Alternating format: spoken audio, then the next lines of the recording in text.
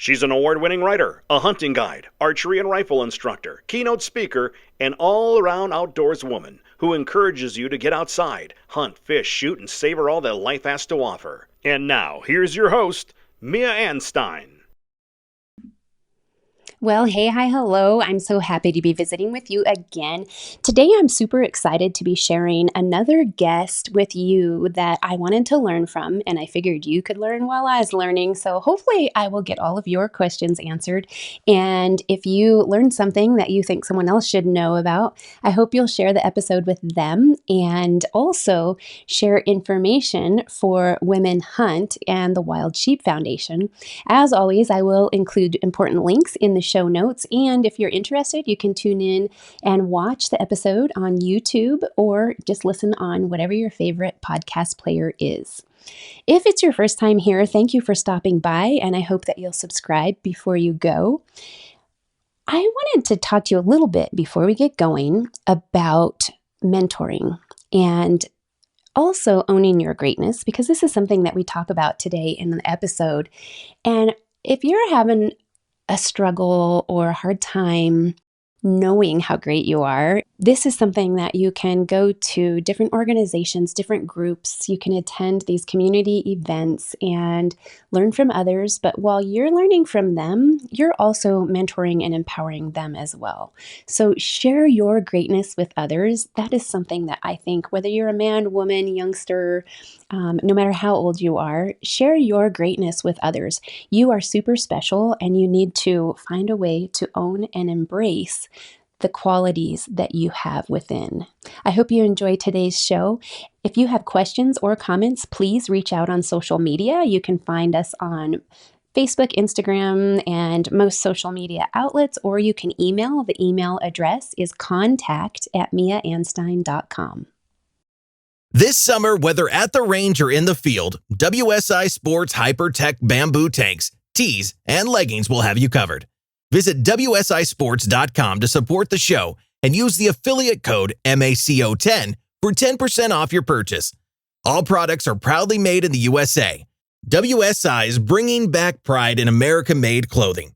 Again, that code is MACO10 for 10% off your order at WSISports.com. Hey guys, are you looking for a stylish concealed carry shirt? Check out Tarn Cap Gear. With print-reducing patterns, concealed carry snaps, and minimal branding, Tarn Cap's cloak of invisibility is what you have been waiting for. Visit mia.limited/tarncap and use the code Anstine for 10% off your purchase. Again, that's mia.limited/tarncap and use code Anstine for 10% off your order. Okay, you all. Today, I'm super excited to have a guest that we've been playing tag. We've been juggling around with appointments and then colds and different stuff going on, but we finally connected, and we're so excited to share a new organization, and we'll find out just how new. But Renee, would you please introduce yourself to my audience and let them know who you are and what you do? Yeah, thanks so much, Mia. And I'm so glad we're finally able to connect. And I'm excited to talk to you today. I love your podcast. So, yes, my name is Renee Thornton. I live in the beautiful state of Montana, and I'm the founder of a program of the Wild Sheep Foundation. It's called Women Hunt. And we also have an initiative called Women in Hunting. And I am a Canadian. I'm also now an American. I hold dual citizenship. And when I was living in Canada before I moved here in 2019, I was a middle-aged, mid-40s women who decided to learn to hunt, and I had to do that on my own. I didn't know anybody who did it, and I had to pathfind my way. And it's that's a whole other story, but it's the reason why this program got started to begin with. And I really love, engaging women who have curiosity or interest in learning to hunt, and also, of course, with experienced female hunters too. But that was the genesis of the creation of this program, and we just love, engaging, educating, empowering, and inspiring women, like so many other great women out there who do things for empowering women. Yeah, and so as I said, I had so many questions, but with the Wild Sheep Foundation, how did it come about? Like, did you and a group of other ladies you saw a need, or how did this come to be? Yeah. So, let's see. I have to try to synthesize a really long story. So, I was working in downtown Calgary in southern Alberta, and I like to fly fish as well. I love fly fishing. And so, in the summertime, I have a great fly fishing guide up in Libby, Montana on the Kootenai River. I'll give him a plug. I just love him, Dave Blackburn with Kootenai Anglers. But anyway, I would every summer book a fly fishing trip with him and drive the 4 hours from Calgary to Libby and fly fish. And I was on this whole new journey of trying to figure out how to hunt and how to prepare myself for that and train. And I started in the city of Calgary joining local hunting clubs to try to make some friends and some connections. And that's how I started. I just joined these hunting clubs. I'd show up, didn't ask for a thing for over a year. I never ever asked for anything. I said, "Hi, I'm new to hunting. I'd like to make friends and connections. How can I help you?" And one of the organizations I joined in the province of Alberta was the Alberta chapter of the Wild Sheep Foundation. So, Okay. I know that in Colorado, where you live, you know what wild sheep are, but a lot of people don't. A lot of people in different parts of the United States and Eastern Canada haven't seen a wild sheep, don't really know what it is. So, for people's benefits, we're talking about Rocky Mountain bighorn sheep, desert bighorn sheep. In our thin horn ranges up in Alaska and the Yukon, NWT in British Columbia, we're talking about stone sheep and Dall sheep, right? But we have them in Alberta. I grew up around them. I love them. They're my favorite wildlife species. So it was natural for me to join that chapter. And in any case, the world headquarters of the Wild Sheep Foundation is in Bozeman, Montana. And I was fly fishing the summer of 2018 in Libby.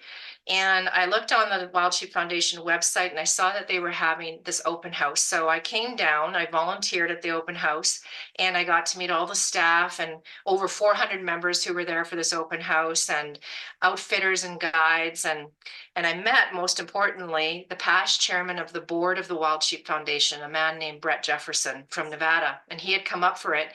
And we had a chance at that open house to sit down for quite a while. He was really interested about how I went about in my mid 40s on my own, figuring out how to hunt.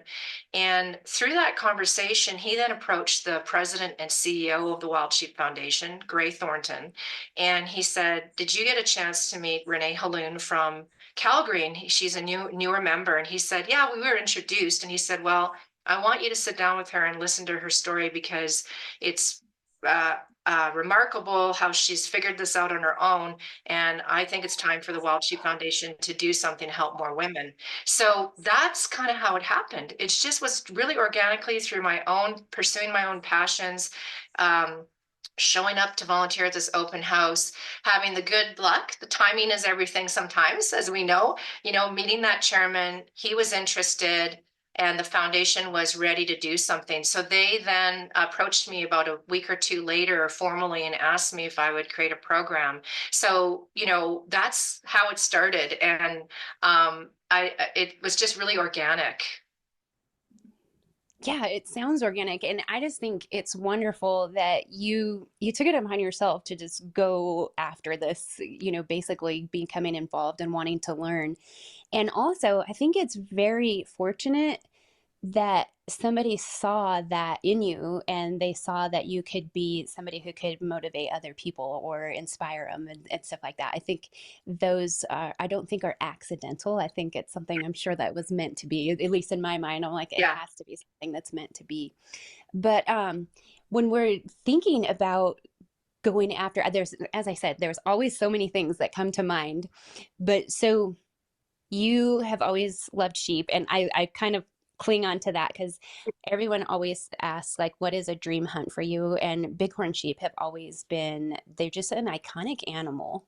And I'm not a member of the Wild Sheep Foundation or anything like that, but it's something that it's just an iconic animal. And they're like, what's your dream hunt? And it's Marco Polo. I would love to go. And Yeah. I'm not like working toward that, but it's always like, if there was one hunt that somebody could take you on, that would be the one.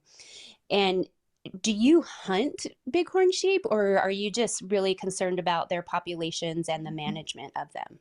Well, yeah, the conservation of wild sheep is, primary for me, and that's the purpose of the Wild Sheep Foundation. And I just for your listeners' benefit, I don't work for the foundation. I'm a volunteer, and my committee is all volunteer based.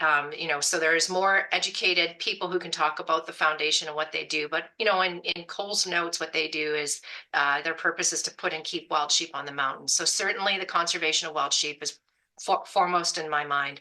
Have I actually hunted wild sheep yet? No, I haven't. And but I'm aspiring sheep hunter, and I will start to hunt them. I kind of lost out on this window because in Alberta we're really lucky. We can, as a resident of Alberta, you can buy an over-the-counter tag to hunt Rocky Mountain bighorn. You can also do that in the province of BC.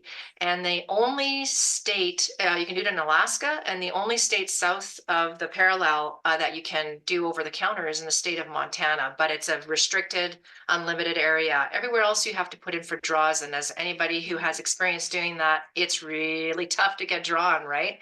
So, but I wasn't ready to hunt wild sheep when I lived in Alberta. I was a really new hunter. I didn't have a lot of experience. I suppose I could have done it, but I didn't feel comfortable embarking on that kind of hunt. It's really challenging mentally, physically.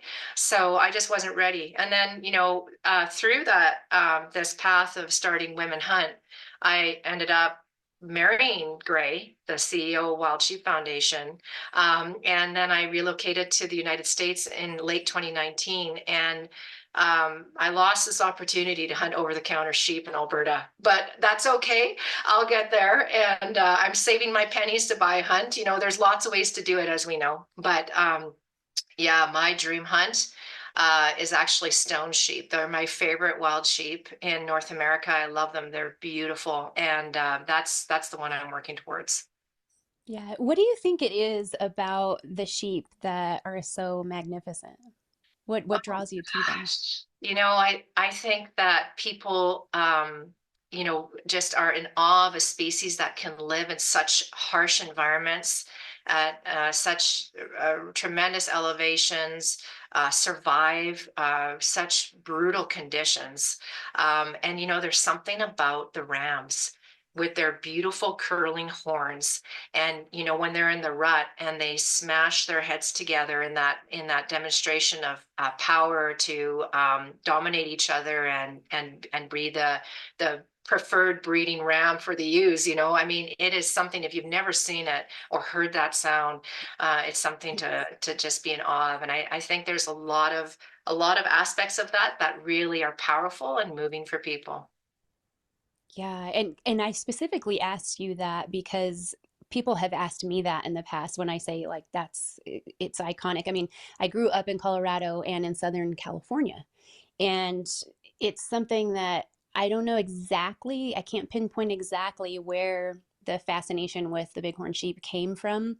I mean, it is the state animal for Colorado, so maybe Right. that is it for me.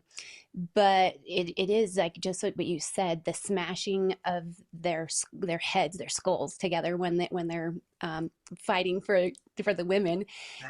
We were elk hunting one time, and you could just hear this smashing, and it was echoing through the valley. And at first we were like, what is that sound? Is it boulders falling? What's going on? And then we realized they were on a bench up above where we were hunting, and it is incredible. It's just amazing. So I know a lot of people are like, we want to hear the wolves howl in the wild and stuff like that. And it's like, I don't know about the wolf howling, but the rams smashing is really Yeah. cool. Yes. So thank you for giving me your perspective and outlook on why you think they're amazing. I also think they're amazing because of their stature, their muscular build. I was very impressed the first time I was up close one. I've never hunted one. My husband got to hunt some, but the way they're built it's amazing. It's phenomenal. They're Yeah. just their whole structure. So Bet. And I think too, like to some degree, although this might not be the case for everybody, like there's something about the conservation of wild sheep. It's so different than other North American species. Most of us are familiar with the fact that through a whole bunch of reasons, most wildlife in North America was really perilously close to, being extirpated, and great giants both male and female at the turn of the century, by creating the North American model, or what we call the North American model today. We're really instrumental in bringing in conservation practices that brought back populations of wildlife species, from white-tailed deer to elk to turkey to you name it.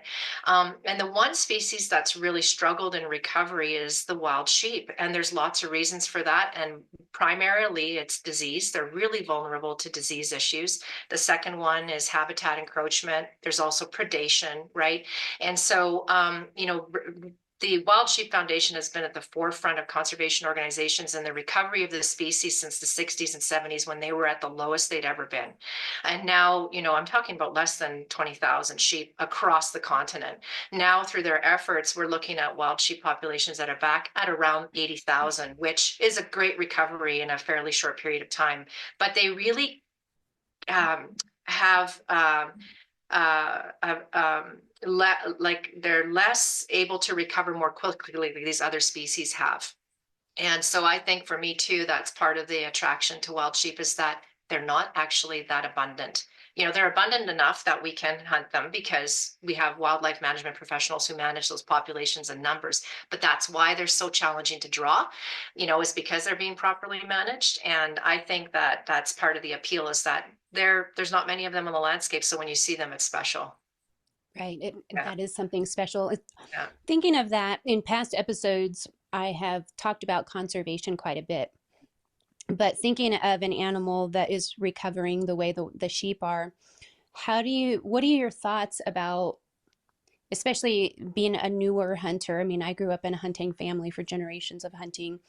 What are your thoughts about this animal? How does hunting of them fit in with the conservation of them? Oh gosh, wow, that's a great question. We're really proud at the Wild Sheep Foundation to be the premier organization to raffle off, or auction off rather, governors and minister tags at our annual sheep show in Reno in January. And if there's one thing your listeners need to know, is that wild sheep hunters are wild sheep cuckoo nuts. Like, they are the most enthusiastic, passionate group of people you've ever met. And I know that there's a lot of controversy around the topic of selling permits, right? But the simple fact of the matter, I'm in the pro column here for conservation permits being sold at auction, because the men and the women who have the means to pay $600,000 for the opportunity, let's remember, it's just an opportunity to hunt. It's not a guarantee.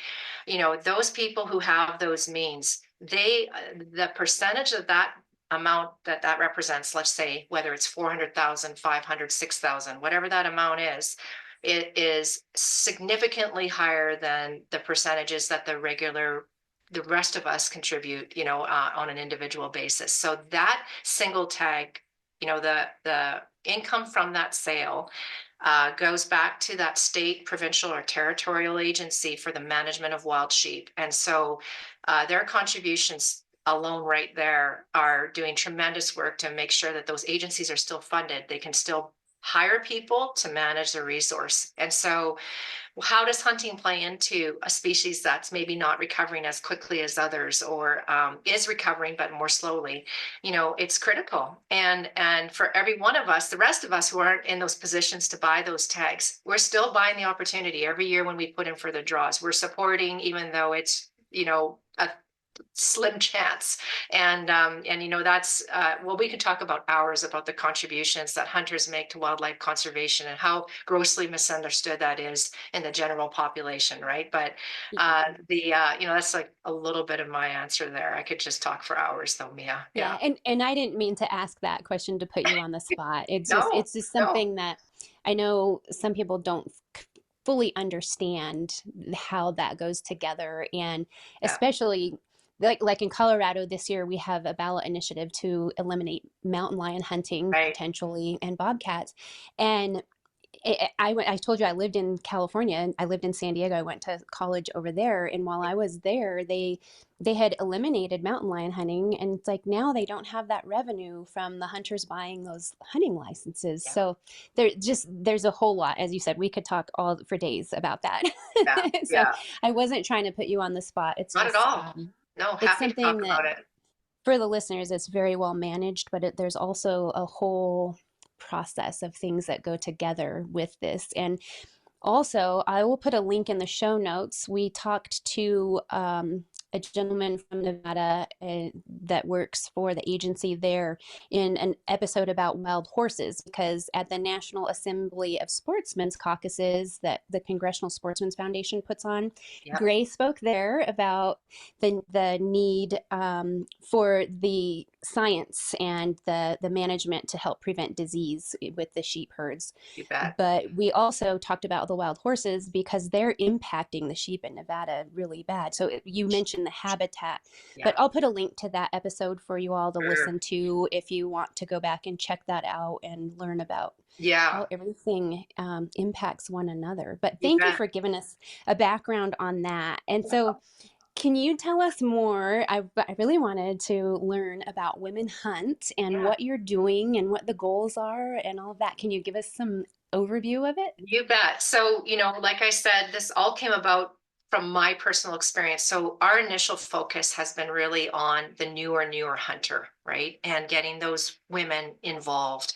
And we've been super successful, and we really launched formally in 2021. Even though this all went back to 2018, it took some time to get traction, understand from our community what they wanted. We got interrupted with COVID. There were a lot of things going on there. So when I talk about launching, I say that we launched in 2021. And so that's been our primary focus so far. So we really specialize in training newer hunters. We partner with an excellent facility in the hill country of Texas. We select women through what I call a competitive application-based process. It's fully funded by our very generous donors and sponsors. The women who get chosen through this application process, it's super competitive, as you can imagine. So it's international. We get applications outside of the U.S. As a matter of fact, we're in the middle of assessment right now for this class this year, and we have our first applicant from outside of North America, from Australia. So we'll see how she does in her assessment. But anyway, we pick these women through this blind assessment. We don't know their names. We don't know their ages. We don't know their race, or if they identify a disability, or if they identify their religion. All of that gets removed if they identify it. And then we do a blind assessment. So we've been really blessed over the last 3 years to get this great diversity in our women. I know you've talked about that on some of your podcasts in the back, but I love seeing women in all ages. We've had women into their 60s who are getting into hunting. We have had women with disabilities, women of different races and ethnicities, so it's been really, really validating to me when I think about why women want to start hunting. And even since I started get going in late 2016, 2017, it's not that long ago, for 2024, but even in that time frame, I can't believe the growth in women in hunting. And it's really validating to me when I see this cross section in demographics. This is really evidence that this is just we're programmed for this. It's in our nature, and I really believe that. But so our primary focus has been to, engage, educate, empower, and inspire these women. And our program right now has 3 prongs. We send them on skills training. When they come out of it, we work with our chapter and affiliate network to find a mentor for them, so they have somebody to support them. Really critical, as you know. You can take all the training you want. If you don't have somebody to take you out hunting or shooting, sometimes that can be pretty demoralizing. So we set them up with a hunter or a mentor. And then the 3rd prong is all about giving back. And this is where things get really exciting from my perspective. Yeah. And so these women, like I said, they get this unbelievable 5-day training. They learn, it doesn't even matter if they've ever touched a firearm before, it does not matter. This facility is operated by some of the world's best instructors, retired U.S. Special Forces. They're expert hunters as well. And the women get taught everything from firearms basics to, cleaning their firearm, to shooting not just accurately, but consistently to 300 yards, positional shooting, blood trailing, game identification, shot placement. They go out and hunt 4 times during the course of the hunt. They got taught field dressing, butchering. We bring in a chef from San Antonio who specializes in wild game preparation, Joshua Schwenke with Gastronomy Outdoors. So he teaches them how to prepare wild game, which often can be intimidating for somebody who's never never done it. So they get that all through the generosity of our sponsors and donors. So a condition, and they have to acknowledge this when they apply, is that they are expected to give back. So we're really excited about our giving back, and the 3 classes that we've put through so far. What these women are doing in their home states, provinces, and territories is amazing. Like, they are now touching hundreds, if not thousands, of lives, and they all have different personalities and strengths and interests. So they're all doing different things. Some of them are doing legislative things. Some of them are doing skills training. Some of them are passionate about the model and talk about that. Others, are engaging youth, other women, men. It's really, really tremendous. So the impact and that social capital that gets built through the voices of women is the most exciting aspect, in my opinion, about our approach to engaging new female hunters. But we also are now starting to really build and get traction. We've got lots of people stepping up saying we want to help, and so we're now going to be expanding our programming base for more opportunities for women who don't fit that newer hunter narrative, and who are more experienced. So we're building a really strong community behind women in hunting, and we're also building other skills and hunting opportunities, shooting opportunities.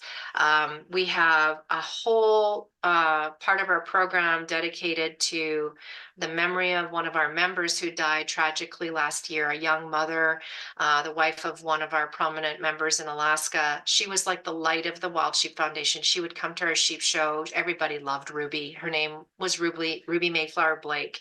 And her husband, Derek, their daughter was three months old when Ruby passed in a tragic accident. And Derek, he approached Gray as the CEO and me as the chair of Women Hunt.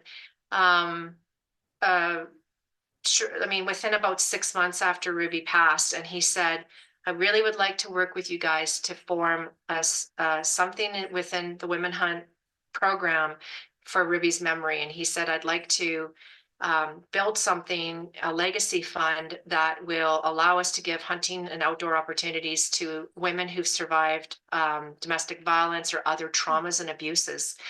Ruby had that background from a previous marriage, and so he was really familiar with the difficulty in her recovery from that, right? And how the outdoors really helped her in her healing journey, which so many of us can relate to. When we get outside, it feels good, it fills our souls, and it can really help people on healing journeys of all kinds, right?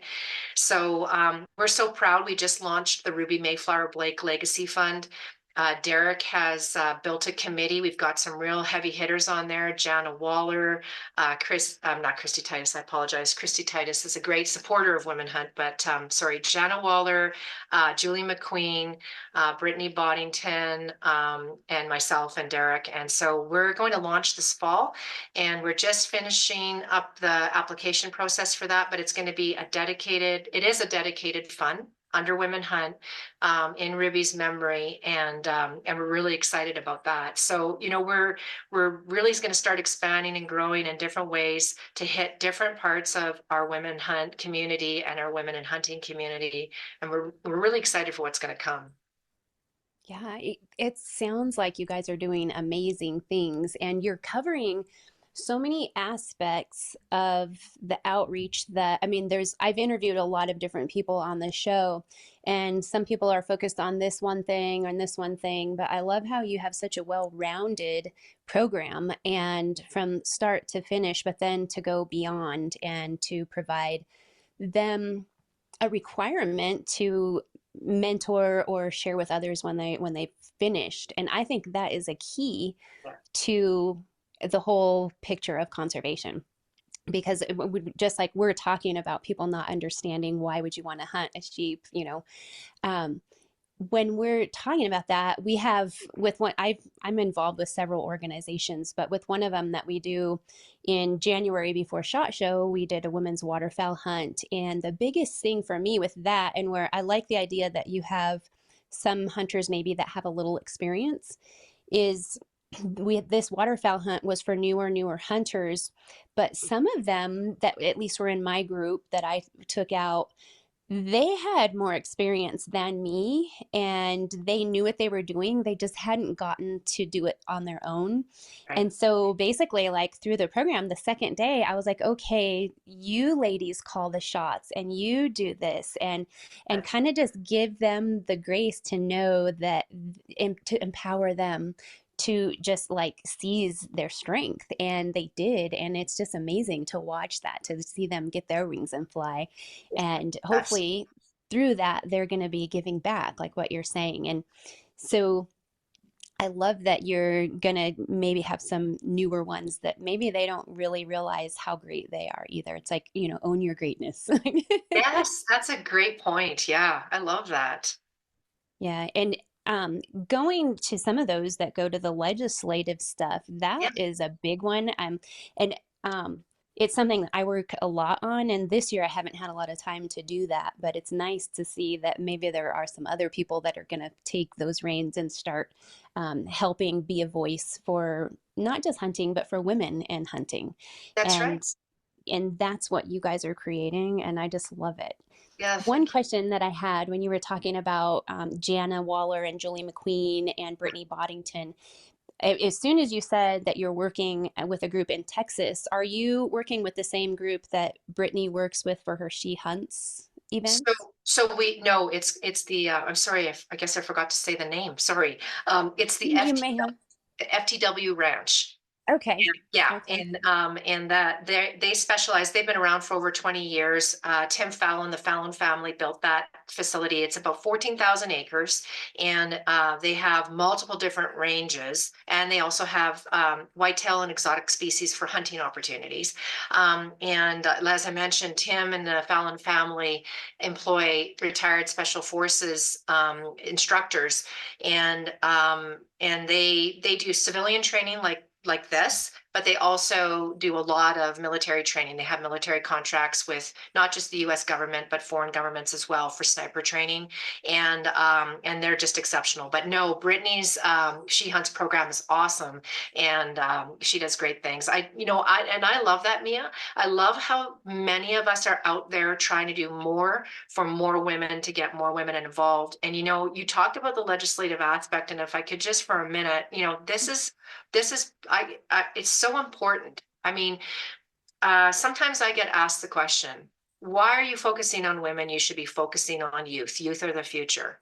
And to me, there's no separation. They're synonymous. They're meld together. And this is what I think about, this is how I typically respond is, you know, they are not mutually exclusive. Women bring the family, the whole family. What women do, they bring the whole family. That's everybody. And so there's space for both communities, space for providing opportunities for both. And that's another thing we're going to be working on. We've been hearing from moms and dads, hey, Renee, can you do more for the young hunters? So we're also going to be working on those opportunities. There's always challenges with that, with making sure that they have a guardian with them. We don't want to get into being responsible and liable for the safety of a minor. So we're looking at how do we do that by providing an opportunity that involves their parent or their guardian, right? But anyway, I'm segueing here a little bit, but what I'm trying to get at is that the more women we bring in, the more families we'll bring in. So there's advantages for engaging more women, just as far as increasing numbers for future hunters. But more importantly, I mean, when we're talking about real and present dangers that we're facing right now from a very vocal, well-funded opposition to our hunting heritage and our rights to hunt, when I think about that and I think about the powerful voices of women, and I look at past elections, not just in the US, but elsewhere, where a government either engages with women or alienates women, that is felt at the ballot box. Women will get involved and they'll go out and vote. And it's the same principle. The more women we encourage to get involved on that grassroots level and vote on ballot initiatives, such as what you're facing in the state of Colorado, and Howl for Hunters and CRWM are doing great things to bring awareness to anybody to raise their voice in opposition to some of the attempts that are underway right now. The more women we get out to the ballot box, they're going to teach those behaviors about the importance of voting to their families, and that's going to trickle down as well. So I just wanted to say that, like, I think often too many within our community underestimate the impact of getting out and voting. It's really important. It's really, I know it's not very sexy. It sometimes can get a little bit depressing too, but become informed, start tying into these great organizations that are bringing awareness to real pressures that are underway, and get out and vote. Yeah, thank you Yeah. for saying that. Yeah. It's something that I speak about quite a bit in the platforms where I don't, on the podcast, it's been a while since I've shared a lot about legislation because it gets pretty heavy It sometimes, does. Yeah. So I appreciate you saying, I appreciate you bringing it up. We have had Charlie Charles Whitwam from Howell on the podcast as well. And so we do talk about legislative stuff sometimes. Yes. But it is something I think some people, they don't want to hear about it. They don't want to deal with it, but it is so important. And the the repercussions from not voting are sometimes it's very detrimental to our wildlife populations, and I don't think people even understand that. And so there's a lot of different stuff to pay attention to. It's hard to pay attention to all of it, but organizations like the Wild Sheep Foundation, I know that foundation has supported a lot of stuff to help hunting, but also without the wildlife we don't get to hunt. So I think that's something that some people who don't hunt don't understand, that hunters care about wildlife quite a bit. If we don't Oh, have wildlife, we do not get to hunt. So yeah. yeah, thank you for bringing up legislative. Yeah, you And bet. Yeah. the moms bring the family, and that's a really key issue. Is without our parents we don't learn to hunt and we don't learn attitudes. So Yeah. we got to teach the moms. I will tell you, and the listeners may have heard this story before, but so I'm a regional rep for SCI for the state of Colorado, Awesome. and one of the chapters, they do an event. It's called the Legacy Hunt, and it takes a youngster from a family that doesn't hunt but that wants to learn how to hunt. Okay, and when they started this project, it's evolved over the years, but you take this youngster, they go through hunter ed. We do a range day. It's smaller than the FTW, but kind of similar.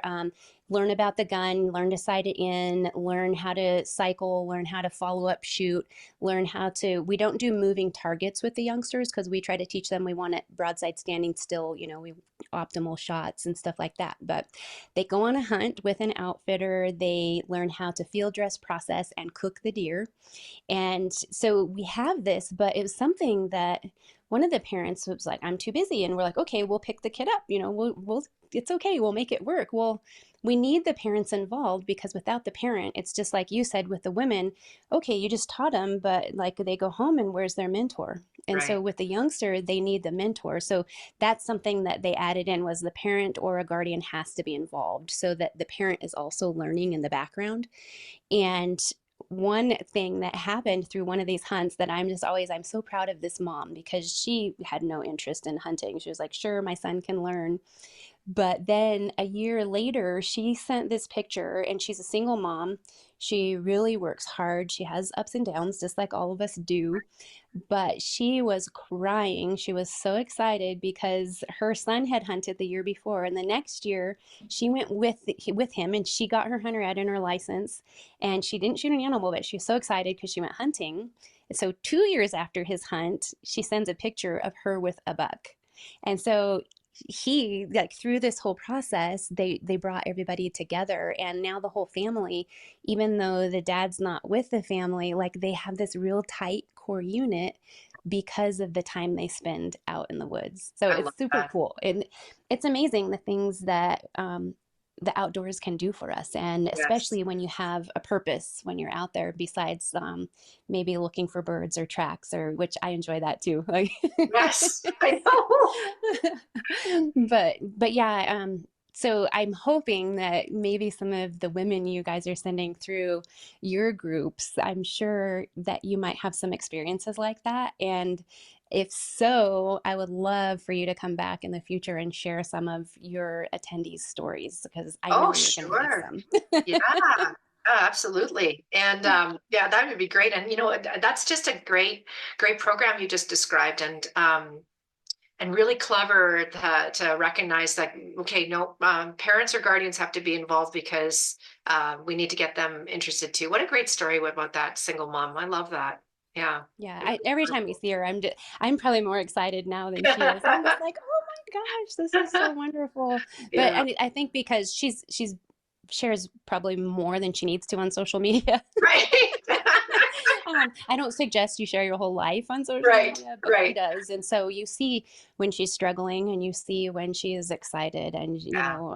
so to see this big, huge win, not just for her, but for her whole family is Yeah. really neat. Do Really you neat to know, see. like we've had some really exceptional women come through our program, and I don't want to risk offending any of them by mentioning a few naturally excludes others, but so I'm not, but I hesitate to say this, but I just want to share, like we had a woman from Mississippi. She is hearing compromised and like severely hearing compromised. And she, in her application, talked about how, she had her personal reasons for wanting to learn to hunt, but then more broadly than that, at the time, she was the principal of the Mississippi School for the Deaf. And she wanted to then, as a way of giving back, she wanted to break down the perceptions that the deaf community have that they cannot get involved in outdoor experiences, particularly shooting and hunting. And she did a whole day for her entire school last year. They're doing it again this year. She's transitioned into a different administrative position now that touches both the Mississippi Schools for the Deaf and the Blind. And they are doing this. Last year, they launched this Wildlife Day. She ordered from our youth educator for our youth program at the Wild Sheep Foundation. Dr. Ryan Brock has a kit that he can ship to any educator. And she ordered that kit from him, and she introduced aspects of the kit. She focused on the guzzler builds that we do for wild sheep that end up benefiting other wildlife as well. And she introduced wild sheep to her students, and she basically revealed that, look, I became a hunter this year. And they were all just in shock, like, Principal Paula is a hunter and I can do that too. And I love Paula's story. And then, we had a woman last year out in Nebraska who is a self-described large woman, and she's very active, but she gets judged by a lot of people. You must not be an active person. And she, is really committed to showing to her community of larger women that you can be active and you can be out there and you can shoot and you can hunt. We have as well, like I'm sure you've seen multiple times, women from minority groups who are really excited about being able to show to a non-traditional audience that they can become involved in hunting too as a woman, and so there's lots of great stories out of our program, just like any program, I'm sure. But yeah, we should talk about maybe who you might want to have voices heard on your podcast. Sure, if there's somebody that you think should be heard or would like to, send them Yeah, my way. I love to hear those stories, and I as I said, I figure if I want to know, then somebody listening would like to know as well. So yeah, I'm always up to sharing, and good or bad, like yes, we all can learn from some of that stuff. So yeah. absolutely. I have another question for you. When you had first mentioned that you got into hunting, you also said you had already been fly fishing, and you mentioned Bozeman, which I think of Sims, and I think of all the stuff up in Bozeman. Can you tell us a little bit? How did you get into fly fishing? So remember how I told you when I was starting to figure out how to learn to hunt, I joined all these hunting clubs, right? And so I also wanted to learn to fly fish right around the same time. There was kind of this whole thing that was going on with me. And so I went to a wild game banquet for these Calgary Fish and Game Association, which is not like a industry, it's a hunting club. It's not a provincial thing. And anyway, I went to their wild game banquet, and they had one of those raffles, the one I'm talking about, where you give $20, they have a deck of cards, they rip a card in half, right? So you've got a 1 in 52 chance of winning the prize. And it was for this fly fishing package. It was a day of instruction with a local fly shop. Cabela's had donated a fly fishing vest, a rod and a reel, and some flies. and I won this card draw. And that was my entry into fly fishing. I took the course, and then, I lived right in Calgary on the Bow River, which is a great trout fishery, and on the footsteps of the Rocky Mountains, and where, there's great high altitude fly fishing. And so after I took the training, I went out and tried to fish on my own, and, I did okay, but as a new fly caster, it was pretty disastrous for the most part. And then that's when I decided, like, we all have to make decisions about what our priorities are, right? And so I made the decision that I would invest in a guided fly fishing experience so that I could learn from a really experienced fly fishing guide and up my game, right? So I decided to make a holiday of it. I could have booked with a local guide in the Calgary area, but I was like, man, this is home. So I booked in Libby. And that's how I got started in fly fishing. And my Dave Blackburn, that guide that I talked about, when I called all these different companies, we know that not all fly fishing guides want to instruct. That's okay. That's their business model. No judgment, right? But it took me some time to finally find somebody who was saying, yeah, if you need some instruction, no problem. And, he said, as long as you're okay with losing half a day of fishing so that I can do some dry land training with you. And I said, no problem. I want to learn well, right? And so I think that's a good lesson for any woman listening to this, whether it's fly fishing or hunting or shooting or whatever. uh, think about what you're willing to give up to get where you want to be, because sometimes, whether you like it or not, you're going to have to pay for that, right? And so that's another example. In order to afford my first precision rifle training course, which I did at FTW, in order to afford buying my first firearm and my first ballistic turret scope, I had to sell my RV. I had to make a choice. It's okay. I went back to tenting. I didn't think I'd ever do that, but I did. So, that was years ago. But, and I just think that's an important thing to keep in mind, that sometimes if you really want to advance your journey in whatever it is you're doing, you have to make those investments and those sacrifices. Absolutely. And I do have a link on the website for a guide on how to book a guided hunt. And it's for hunting, but it could apply to fishing as well. Because what I liked and what you just said is you talked to a few different guides, or I don't know how many, but you talked to them. And because when you talk to them, you can, first of all, get a feel to whether you have a vibe that's going to work or not. Like Right. that's a key, especially when you're learning something, because you don't want to be frustrated with the person when you're going to be frustrated with your line getting tangled. You're going to be frustrated with a fly getting stuck in the willows, or, there's other things. So you hopefully want a guide that you guys are going to get along and, have a good demeanor together when you're out there. So if you want to go, I'll put a link to that guide in the show notes for the listeners if you want to go and check it out. It's questions to ask when booking a guided hunt. And since you did do this as a vacation also, I mean, when you're doing that, you're going to figure out, do I need a hotel? Do I need what accommodations and food, and how many days, all that kind of stuff.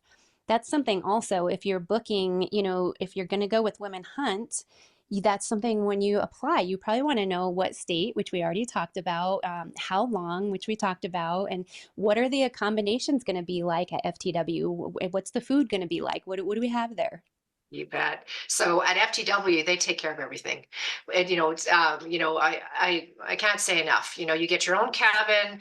The food is exceptional. You do not go there to lose weight. Don't think it's going to be a calorie restricted diet at FTW, but yeah, When we're you're on right. vacation, calories don't count. It's okay. That's right.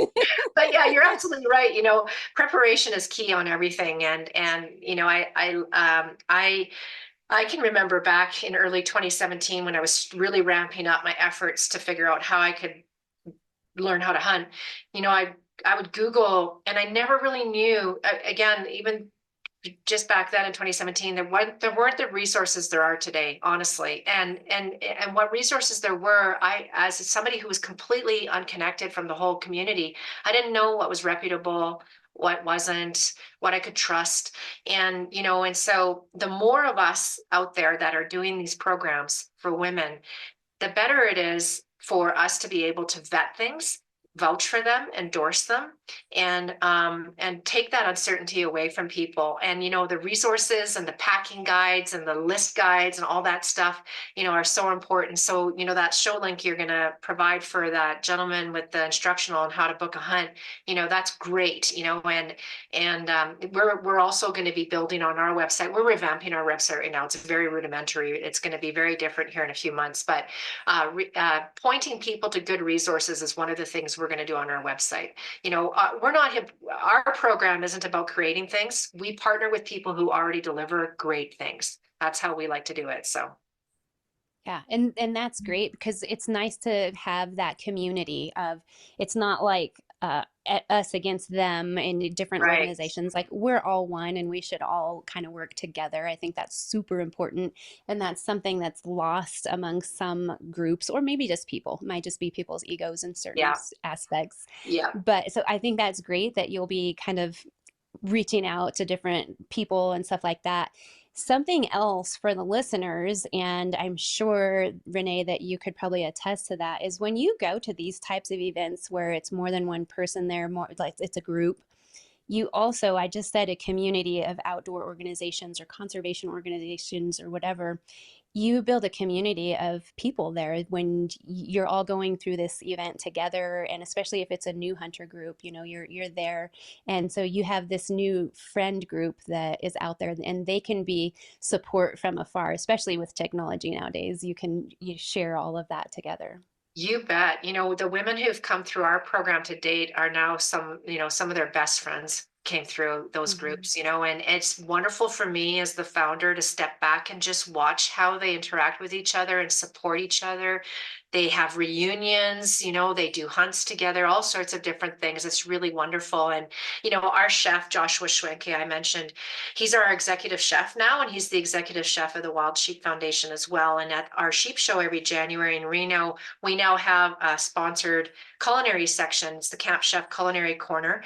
And Chef does 3 days of wild game instruction there. But for the women who come through our program, they get special access to him, that we have a private group chat, and they can go on there anytime and ask him culinary questions, so that, that whole thing of community can look so many different ways, and you can tap into things at different times for different needs. And what I really love is that, I don't know if this is your experience, I suspect it is, but one of the things I love about the hunting community is we're so tightly knit, and you go out on a hunt with somebody, or an outdoor experience, fishing, whatever it is, there's a bond that gets created. And what I love so much is that it really is this family, and I find anyway, when you really connect with a good group, there's no judgment, So if you fall off the wagon for a little while and you come back to the group and you say, hey, sorry, I was MIA for 6 months, but I'm back and I want to do something with somebody. People are not judging that. They're just like, right on, let's go.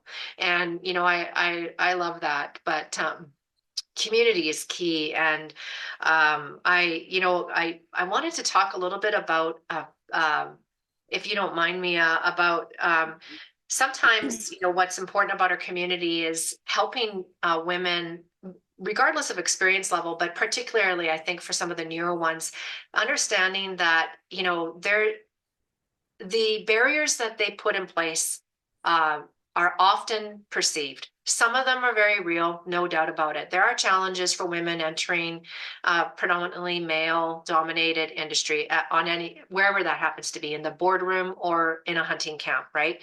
So I don't discount that at all. There are real challenges, but a lot of them are psychological and in our minds. They're perceived barriers. And one other great thing about community is that we can help break those down. And one of the things that when I talked about the giving back component of Women Hunt, one of our participants in British Columbia, so our affiliate in British Columbia is called the Wild Sheep Society of BC. She's a member of that affiliate. She's a passionate conservationist. She's a holistic practitioner, a yoga instructor, really connected to wellness and well-being. Anyway, her name is Rebecca Peters, and she was in our first class of 2021. And through her giving back journey, knowing how much I love, so my very first hunt was spring black bear, spot and stalk in northern Alberta. Not your typical first hunt, but that's a whole other story, a great story, but it's a long one. But anyway, I'm passionate about predator hunting. Again, a controversial topic. We could talk about it for hours, but there's a purpose for it. It is a good purpose. It has real benefits. Plus, bear meat is delicious, and so Rebecca also loves bear hunting. So she and her husband had this idea of a way for her to kind of complete her circle um, of giving to women hunt, and a really interesting exploration of the reversal of mentor to mentee. She and her husband approached me and said, how would you like to come to BC and do a spring black bear hunt with us in an area that we frequently hunt, that we're familiar with? And Gray would come and Colin would be there, Rebecca's husband, but Rebecca would basically be hosting me. She was not a guide. Be really clear there. Hosting me on this hunt in an area she's hunted and been familiar in. I've never hunted in BC before. I was a really different type of bear hunt because it was in the mountains, so it was at altitude, different to all the other bear hunts I'd done in the past. And while I was an experienced bear hunter, there was still a lot of things for me to learn about hunting in a different environment, different bear behavior. Unfortunately, a few years ago, emotions won over science in BC, and the government of the day outlawed grizzly bear hunting. There are real impacts now on these areas. There's too many grizzly bears. That's just the hard truth about this, the consequence of that decision. In 4 days of hunting, we saw 27 bears, and 20 of them were unique grizzly bears.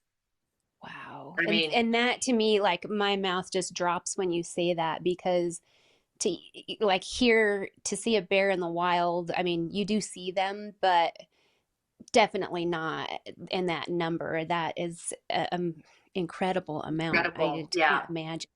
And way too many grizzlies. Grizzly bears are really territorial, right? And very aggressive species. And as I mentioned, the Peters have hunted that area for years. They're intimately familiar with it. And Colin said flat out that you never used to see that abundance of grizzlies in that area before. But what I wanted to just share here with everybody is that we ended up. That concept sort of grew. And then the Wild Sheep Foundation and the Wild Sheep Society of BC and Women Hunt and Women Shaping Conservation, which is a movement that Rebecca's building in her affiliate. Our 4 groups came together and we fundraised, and we did a little short film about this bear hunt, and it's about 20 minutes long, and it really explores a lot of topics like those concepts of mentor to mentee and that role reversal.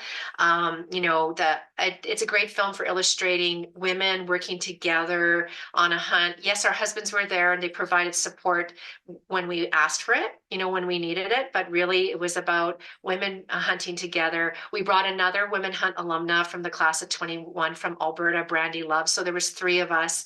We had a great woman there who stayed back at camp for the most part, Tiffany. She's a wild game chef and in BC, and she's a forager, and so she was part of our camp journey. And anyway, this film explores the challenges we face on hunts, those ups and downs, the joys, making mistakes, overcoming them, terrain issues, like all sorts of things, and then of course way too many grizzlies, risky situations, but I just wanted to share with people that even when you're thinking about barriers and you're thinking about maybe you're taking those first steps and you're thinking about what might my first hunt look like, and it's not a judgment thing, but if you're comfortable, if where you're at in your journey is I'm only comfortable with bird hunting, that's okay, and if you decide you really want to start with a white-tailed doe, well, that's okay too. But if you are expansive or more of a risk taker, I'm not sure the right way to put it, Mia, but you can do a bear hunt for your first hunt. I did. It means a different mindset. You have to have a great mentor. There's lots of things at play. but it's totally achievable. It's actually a great first hunt. I'm a big proponent of it now since going through it. You get to watch lots of bear behavior. But anyway, I just wanted to share that as a kind of a little bit of a push to people's thinking about stepping outside of their comfort zones. And, I really encourage anybody to watch this film. It's lovely exploration of lots of topics. And even if you might be thinking, what does a black bear hunt in the mountains of BC with a couple of women have to do with me? You might be surprised at what comes through in this film. And at the very least, it might be something you decide to share with somebody who could benefit from the messaging. So it's called Beyond Bonds, A Women Hunt Story. It's up on our YouTube channel, on the Wild Sheep Foundation's YouTube channel. I'll find it and put a link Yeah, in the show notes. So I perfect. want to watch Thank it, you. obviously. Excellent. Yeah, but And one thing that I also wanted to share, just thinking of you and the group that you had with you, you mentioned, I think it was Tiffany, was back at camp. And that is something also, if you're interested in hunting, you can go along on the hunt and not be the one hunting, and you can just tag yes. along and learn that way. I mean, me, I said I grew up in a hunting family. That's how I learned to hunt, was as a small child. I was tagging along with dad. I was not the hunter, and I was just learning. And so that's something you can go and learn, and obviously find a mentor who's willing to teach, as you said with your fishing guide, find somebody who's willing to teach you and that wants to do that. But don't be afraid to ask, because I know many people that are like, yeah, come on, join us in camp. And if you want to, if you're willing to hike, if you're willing to go, we took a lady this year and we went on a hike with our shotguns to look for turkeys. Didn't see any, Right. Yeah. but she learned some things while we were out there. So, You bet. That's an excellent point. It's always great to say, "Hey, I'd like to learn how to hunt. Can I come and carry your pack? mhm. Can I come and help with whatever?" It's a really great way to get out on a hunt. Yeah. Yeah, definitely is. So I'll get the link to that Sure. film because I want to see that. It sounds great to me. It sounds like a wonderful video that you guys have done. Where else can we find Women Hunt or Women in Hunting? Yeah, you bet. So we have a presence on Instagram and Facebook. We have a website. So because we're a program of the Wild Sheep Foundation, you can find us on the Wild Sheep Foundation's website. So that's wildsheepfoundation.org/women hunt. Or to make it more simple, just go to wildsheepfoundation.org. On the top menu bar, there's a item called Hunt, and you just click on that, and Women Hunt will be under that heading of Hunt. That's another way to get to us. And then we do have a YouTube channel. It is in its infancy. There's just a handful of videos on there right now. But so primarily Instagram, Facebook, our website. Our email, if people want to email me or a member of our committee, is Women Hunt. So that's plural. It's WOMEN Hunt, HUNT, at wildsheepfoundation.org. That's our email address. Excellent. I'm super excited to see where you're going to go with this. And I mean, you guys are already doing great things, so I think it can only get better from here. And what a wonderful thing to be touching. I mean, maybe you're touching several women, but it's spreading. And I think that is just awesome. It's so great. As I said, when I saw it on social media, I was like, wait a second, this sounds pretty cool. Thank you so much. I appreciate that. So, okay. Well, if you have other news in the future, please reach out. I am following on Instagram, I know, but I'll make sure I'm following on Facebook as well and subscribe for newsletters and so forth. And maybe I need to go and become a member of the Wild Sheep Foundation as well. I'm Yes. a member of like every other thing in the world. When I saw that, when I was reading through your answers, for the listeners, I send surveys so I can kind of see what these organizations or their directors, what they're focusing on, and so that we're focusing on what's going on now instead of what was going on 5 years ago. And so when I saw that, I was like, why am I not a member of that one? Yeah, I please don't know. join. And all your Yeah. listeners. Yeah, it's a great community, just like every other hunting community, but we do great things for the conservation of wild sheep for sure. Yeah. Absolutely. Well, I appreciate you taking the time, and I'm glad we finally got to meet up. But thank you for taking the time to join me on the podcast and to share the story with my listeners. Thank you very much. I appreciate it. Hey, this is Lloyd Bailey, the Armed Lutheran, host of the Armed Lutheran Radio podcast, reminding you that the podcast you're listening to is a proud member of the Self-Defense Radio Network. Check out all the great content at selfdefenseradio.net.